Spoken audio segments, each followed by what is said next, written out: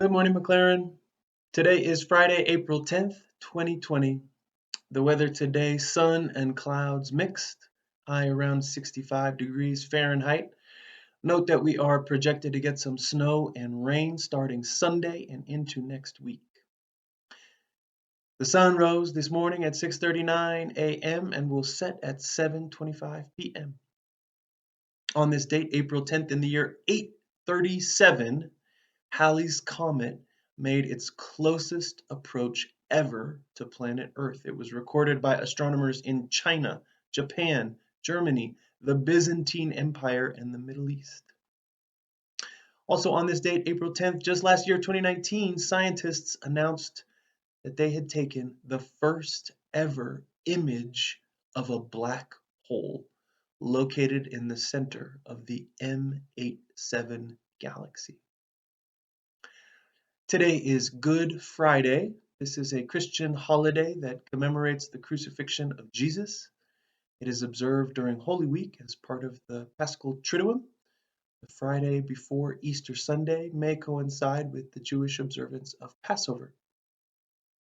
Members of many Christian denominations observe Good Friday with fasting and church services. Okay, we'll pick up with the next installment of Elsie Piddock Skips in Her Sleep. And the Lord had plans drawn up to enclose the whole of the top of Caburn, so that nobody could walk on it.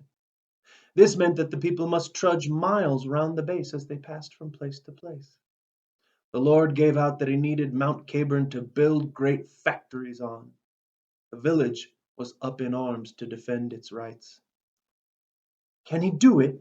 They asked those who knew, and they were told, it is not quite certain, but we fear he can. The Lord himself was not quite certain either, but he went on with his plans, and each new move was watched with anger and anxiety by the villagers. And not only by the villagers, for the fairies saw that their own skipping ground was threatened. How could they ever skip there again when the grass was turned to cinders and the new moon blackened by chimney smoke? The lawyer said to the Lord, the people will fight you tooth and nail. Let 'em, blustered the Lord, and he asked uneasily, have they a leg to stand on? Just half a leg, said the lawyer.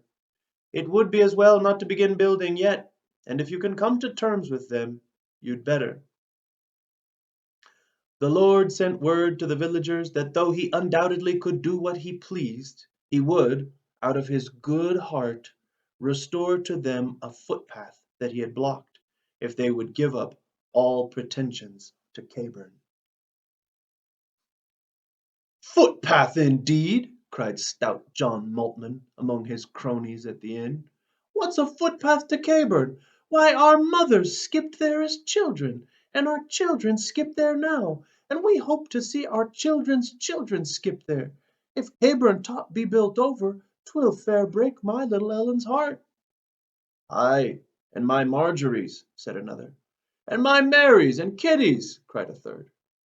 Others spoke up, for nearly all had daughters whose joy it was to skip on Caburn at the new moon. John Maltman turned to their best adviser, who had studied the matter closely, and asked, what think ye? Have we a leg to stand on? Only half a one, said the other. I doubt if you can stop him. It might be as well to come to terms. None of his footpaths for us, swore stout John Maltman. We'll fight the matter out. So things were left for a little, and each side wondered what the next move would be. Only the people knew in their hearts that they must be beaten in the end, and the Lord was sure of his victory.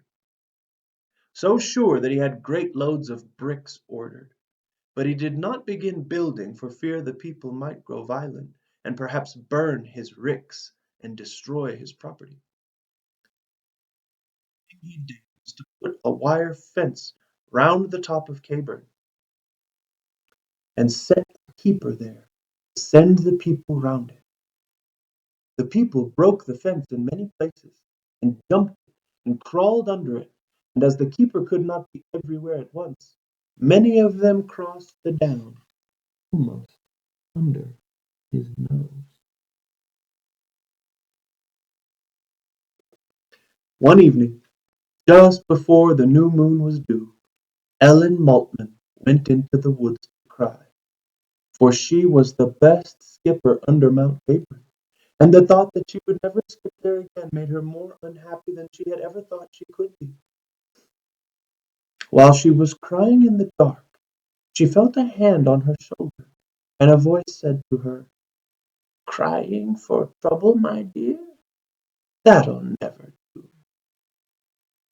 The voice might have been the voice of a withered leaf, it was so light and dry, but it was also kind. So Ellen checked her sobs and said, "It's a big trouble, ma'am. There's no remedy against it but to cry." "Why, yes, there is," said the withered voice. "You should skip against trouble, mind." And we'll pause there and pick up on Monday. So all of you out there, take heart, keep tending to your victory gardens, keep a good schedule, get plenty of fresh air and exercise, be a help to your family. Please don't quarrel with your siblings. If it is your birthday today, April 10th, 2020, happy birthday. And if you have a birthday this weekend, April 11th or April 12th, happy birthday. I hope you all have a day of kindness, friendliness, and peace. We're all in this together. See you next time.